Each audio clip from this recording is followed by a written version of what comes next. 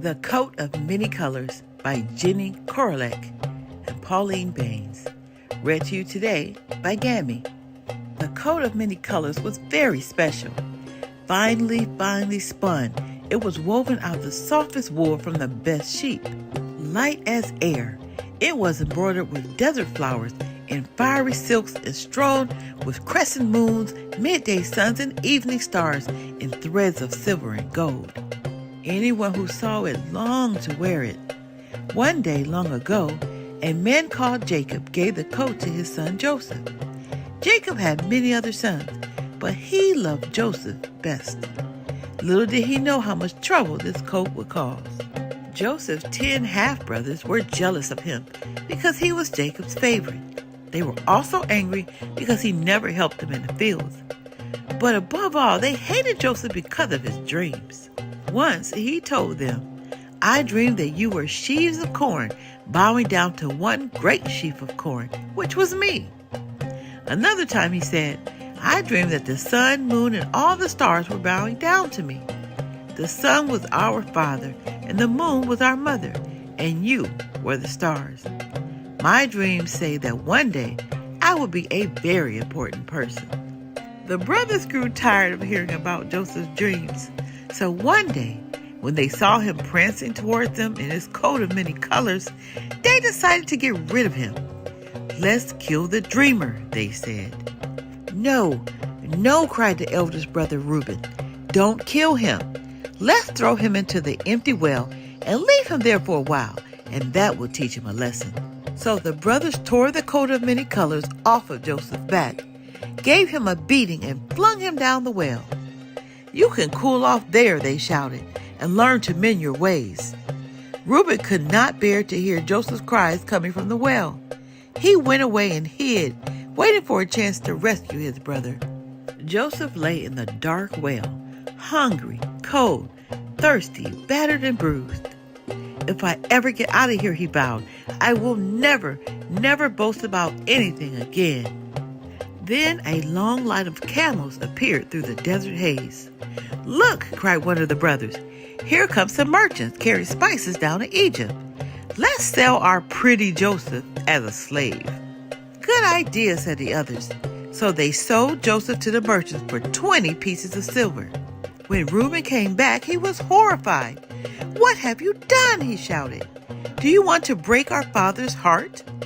Then the brothers realized what a terrible thing they had done. "Oh, Reuben," they wailed, "what shall we tell our father?" "We shall lie to him," said Reuben, sadly. The brothers smeared the tattered coat of many colors with goat's blood and told Jacob, their father, that Joseph had been killed by a wild beast, and their father believed them. Day and night he wept for Joseph, and he could not be comforted. Joseph was now a slave in Egypt, but not for long.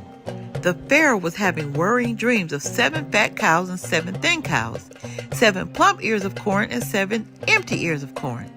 His wise men could not tell him what they meant. Then one day, his cupbearer said, "Oh, great one, not long ago I had a dream. A slave told me what it meant, and it came true, exactly as he said it would." "Send for that man at once," commanded the Pharaoh. Joseph came and knelt before the Pharaoh. "Oh, great one," he said, "your dreams are telling you to store all the corn in Egypt while the harvest is good, because there is going to be a terrible famine." The Pharaoh listened to Joseph's advice. He even put him in charge of the corn stores. When the bad harvest came, no one in Egypt starved, and the grateful Pharaoh heaved riches toward Joseph. But famine did come to the land where Jacob lived, and he sent his sons to Egypt to buy corn.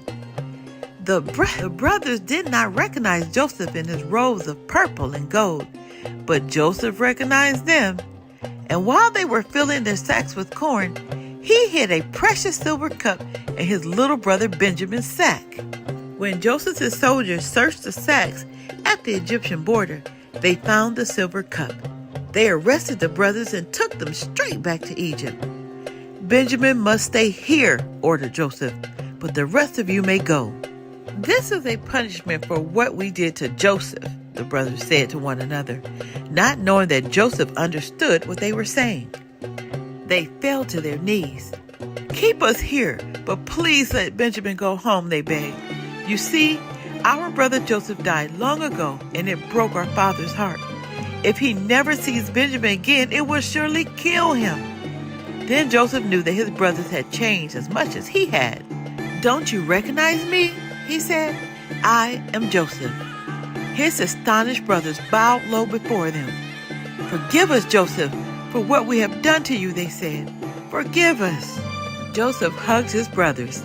"Of course I forgive you," he said. "We have all learned many lessons since I first put on the coat of many colors. And now, go and bring our dear father to me. Then we can all share my good fortune in this land of plenty." The end. We have so much more to learn. Please take a second to read about the authors. Be blessed.